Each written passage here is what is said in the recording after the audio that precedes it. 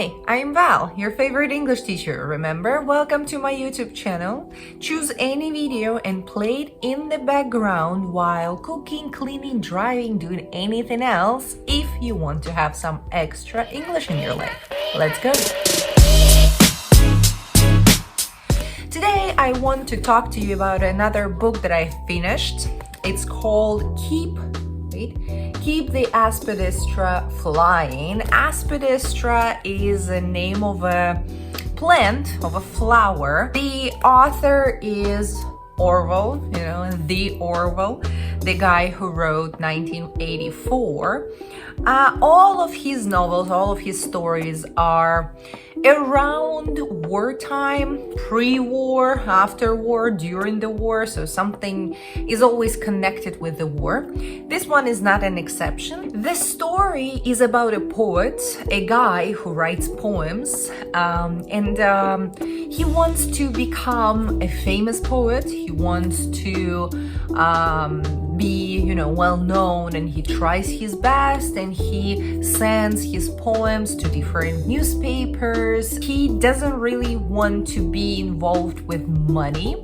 He has this war against money, and he believes that, we also have this saying in this proverb that art can be created only in poverty, and that an artist is supposed to be poor. And he truly believes that, and basically the whole book he is trying to prove us that he can do it, that he can be a poet and not earn any money at the same time, do some meaningless job and write poems at night, work on his art at night, and sooner or later it's going to, shoot out, and it's going to become big thing, and it's going to bring him all the success in the world.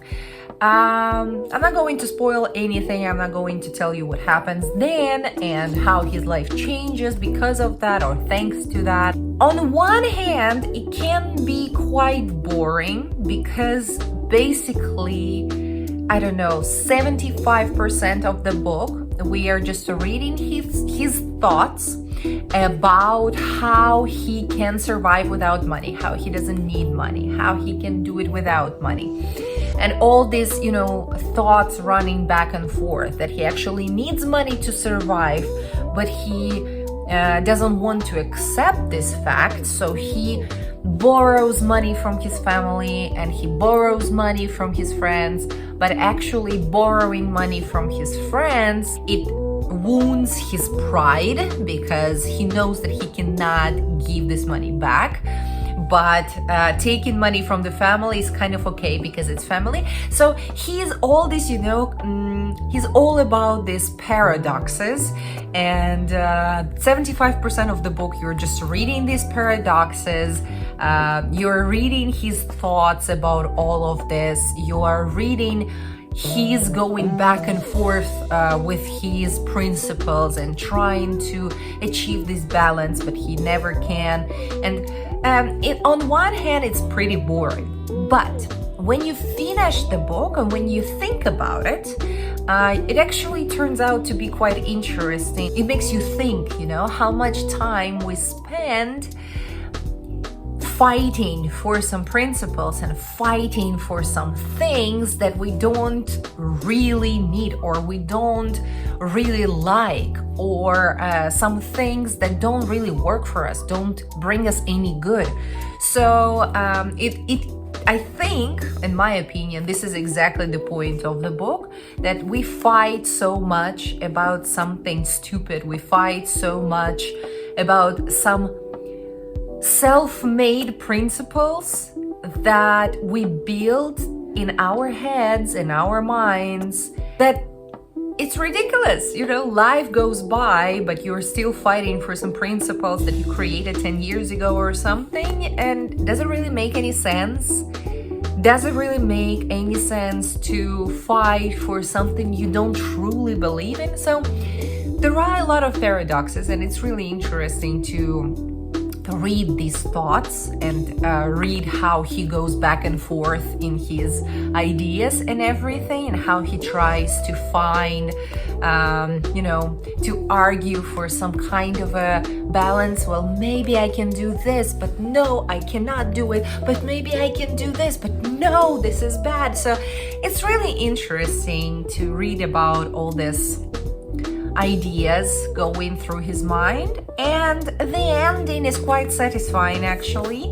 Again, not going to spoil anything. If you decide to give it a try, definitely do. I think it's worth reading at least once, just to give it a try and to check this box that I've read something that Orwell wrote, not only something, mainstreaming like 1984, but something else. And I think it's quite interesting. Again, on one hand can be a little boring, but on the other it can be quite meaningful. Let me try and find some quotes. I didn't really mark a lot, to be honest, again, because it's pretty simple and there are not many, deep thoughts, but there are some interesting things. Of all types of human being, only the artist takes it upon him to say that he cannot work. This was at the moment when he couldn't work because, no inspiration or something. So yeah, this is an interesting idea that only an artist can say, oh, I cannot work. Everybody else just goes and does their job. But yeah, I found it funny. I saw another one here somewhere. All my cats came to say hi. Faith, hope, money. Only a saint could have the first two without having the third. I'll repeat it again. Faith, hope, money. Only a saint could have the first two without having the third. I think this one is pretty deep. Again, this is, I would even say this is the main idea. This is the main quote of the book. The rich can afford to be intelligent. Also, a lot of, now it's quite popular, and it's a good thing that it's popular. These blogs, like financial blogs, spirituality, and this kind of thing. And you can see, if you are in this topic, you can truly see in this book how many blogs and how many financial, this beliefs this guy has, and it's really interesting to notice them, and it's interesting to see, like, hey man, why are you even thinking this way? Why aren't you thinking differently? You want to shake him a little bit sometimes and say, hey, come on, it's not that bad, you don't have to do this or you don't have to do that. So it really makes you feel emotions.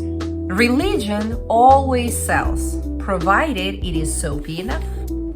Also an interesting thought. Yeah, now truly all the cats came to say hi. I remembered another thing from this book. It's a family relationship and how much we depend on them, but at the same time, how much we are afraid to be a disappointment for the family. This is very interesting to think about it, because very often, even in present time in our life these days, people put their expectations on their relatives, on their children, on their siblings, on their parents, on their, This book also shows how much we don't just depend on these expectations, but how much these expectations shape our life. We are afraid to be a disappointment. We are afraid to, make someone from our family go, oh my God, have you seen what happened to him or her? And oh my God, have you heard what he or she did? And it really shapes you as a person. It shapes your personality and it shapes your reality, because you make some steps in your life depending on this opinion. And it's good or bad, of course, each person decides for themselves, but I think it's bad because if you are, as a person, afraid to make mistakes only because of what my family is going to think about me, it's really stealing some potential from you. Because if you make this mistake, you can learn from it and move on, and maybe some success can come faster to you if you make these mistakes. But because you're afraid to take a step because of your family's opinions, you don't go there, and it takes you way longer and to learn something, and success may come much later. So I think, yeah, this line is also very interesting here, and you can see how much his family and how much his, well, parents, of course, expected from him, and what happens when you don't really fulfill these expectations. Another line in this book is the romantic one, a romantic relationship between the main character and his girlfriend, and the connection of romantic relationship with money. The main idea, again, revolves around money and the problems that the main character has with the money through his beliefs, through his some blocks inside, through expectations of his family, through expectations of other people around him.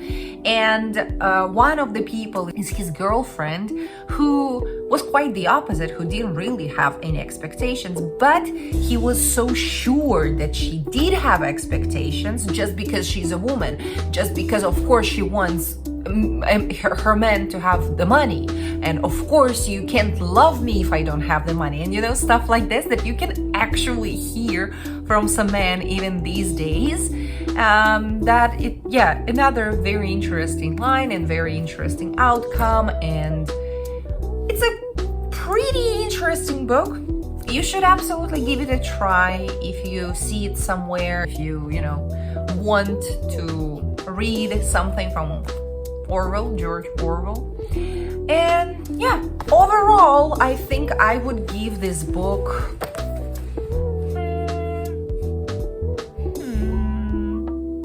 7 out of 10, I guess.